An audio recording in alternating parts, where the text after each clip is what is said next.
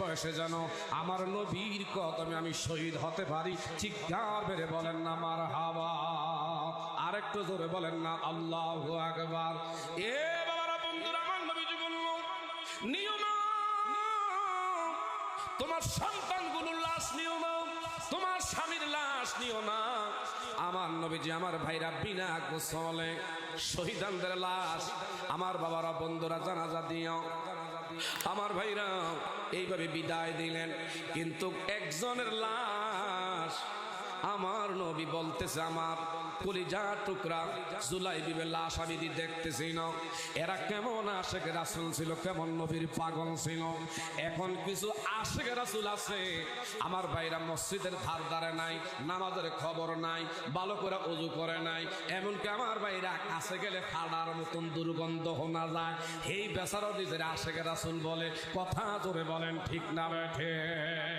আমার ভাইরা, আল্লাহর হাবিব সাল্লাল্লাহু আলাইহি ওয়াসাল্লাম বললেন, আমার জুলাইবিব কই? সবার লাশ আমি দেখতেছি, আমার জুলাইবিবের লাশ আমি দেখতেছি না। এমনি বহু দূরে গেছেন বাবা, একটু মনটারে নরম করেন, আমার দিকে তাকান, এদিক সেদিক তাকায়েন না। নবীজির বাবারা, বন্ধুরা, আলোচনার দ্বারা এক ফোঁটা নবীর প্রেমে যদি পানি ছাড়তে পারেন, এই পানি বেকার অর্থে যাবে না, বৃথা যাবে না। এই পানি আমার আল্লাহ ফেরেশতার মাধ্যমে সংরক্ষণ করে রাখতেছেন। হাসরের ময়দান যেদিন কায়েম হবে, জাহান্নাম যখন তর্জন মারবে, গর্জন মারবে, আপনি আমার আল্লাহর প্রেমে, আমার নবীর মহাব্বতে যে পানি দুনিয়ায় ছাড়ছেন, ওই পানি জাহান্নামের আগুনের মধ্যে যখন ছিটাইবে, এই আগুন সঙ্গে সঙ্গে আমার ভাইরা 500 বছর রাস্তা দূরে অতিক্রম করবে। একটু জোরে জোরে বলেন না মারহাবা। আমার নবীজি বলল, আমার জুলাইবিবরে আমি দেখি না। এমনি বলল, একটা গর্তের মধ্যে দেখা যায় একজন, দুইজন নয়, 7টা লাশ পড়ে আছে। কয়টা লাশ? 7টা লাশ।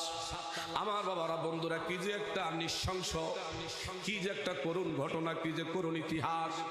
উহুদের ময়দানে 7টা লাশ একত্রে পড়ে আছে। আমার নবীজি বলল, লাশগুলো সরাও। সর্বশেষ হযরত জুলাইবিবের লাশ 7 জনের নিচে। এই যুবকেরা, আজকে তোমার আমারে মোবাইল রোগে এমন ভাবে আসক্ত করছে, মোবাইলের কারণে তুমি আমি কোরআন হাদিসের মাহফিলে আসতে পারি না, মোবাইলের কারণে তুমি আমি আজান শুনলে মসজিদে জামাতে ইমামের পিছনে শামিল হতে পারি না। কথা জোরে বলেন ঠিক না ঠিক? কিন্তু তোমার মতন টক বগে এমন নবীজি